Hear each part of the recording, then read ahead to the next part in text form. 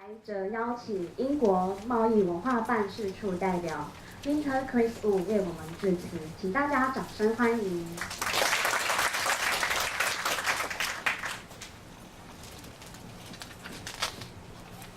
尊敬的叶副署长，各位贵宾、先生们、女士们，大家早安，大家好。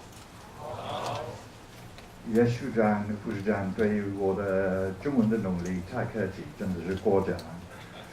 真不好意思，我没有机会准备中文的演讲，所以请原谅我继续用英文说话。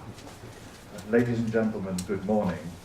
It's a great pleasure to be here today at this important event to celebrate some real successes in progress with carbon labelling here in Taiwan.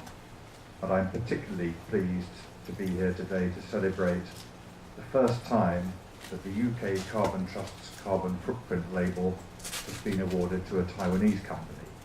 So I offer my warmest congratulations to the organic shampoo manufacturer Olaide, who are known in English as O'Wright.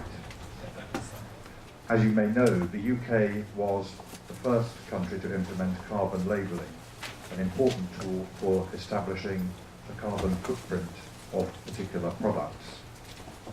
For a company, a product footprint provides an independent and accurate assessment of the total sum of greenhouse gas emissions or water used throughout a product's lifestyle, including manufacture, distribution, use, and disposal.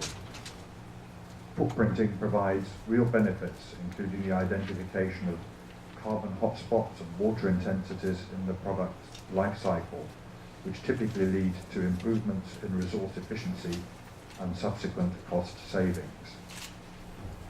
And as Vice Minister Ye was explaining, the footprint label can be used to publicly brand footprinted products to communicate a company's sustainability credentials, build your reputation, and drive sales with today's ever more environmentally aware consumers and business buyers.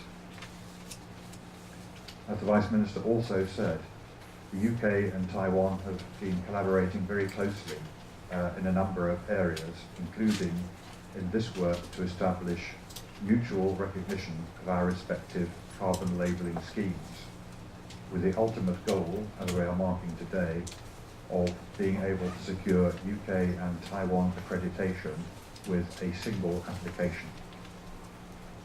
In September 2011, the Carbon Trust signed an MOU on carbon labelling with Taiwan's Industrial Technology Research Institute, TRI.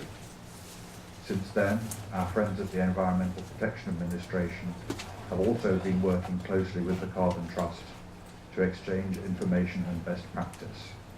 This has laid the foundations for today's announcement. This is another example of the excellent cooperation between the UK on climate and energy issues. The UK has set itself hugely ambitious greenhouse gas emission reduction targets to reduce our carbon emissions by 80% of 1990 levels by the year 2050. By doing so, the UK has proved itself to be a global leader in low carbon policy and technology. So far, our low carbon policies have contributed to a reduction of 24% in carbon emissions on 1990 levels. But it needs all sectors, including businesses, to play their part in delivering these targets. We have been able to show that ambitious carbon reduction targets are compatible with economic growth. The market value for the UK's low-carbon environmental goods and services sector will be approximately £116 billion in 2015-16, representing an annual growth rate of 3.9%. This even outstrips our wider economic growth of 3.2%, which I am very proud to say is currently the fastest level of growth in the G7 countries. We have shared much of our experience and expertise with Taiwan. Earlier this month, a UK renewable energy business mission came to Taiwan with a delegation of 14 companies to take part in the 9th Renewable Energy Roundtable, and the companies and their Taiwanese counterparts held detailed discussions on the practicalities of developing offshore wind farms in Taiwan.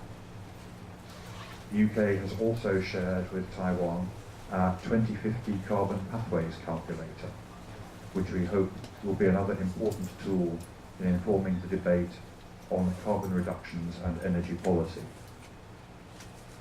Today's announcement is another real example of the benefits of UK-Taiwan collaboration on low-carbon issues. As the mutual recognition scheme develops further, I hope that other companies will soon follow the example of Oleider and secure carbon footprint labelling for their products. I hope too that we will see similarly positive steps towards developing the market for green products and services in Taiwan. So let me once again congratulate both Oleider and Vice Minister Ye and his team at the EPA for their hard work to make today's announcement possible, and thank also the Carbon Trust for their great efforts in helping to make this possible too. I hope that we will be able to celebrate more similar successes in future. 谢谢大家。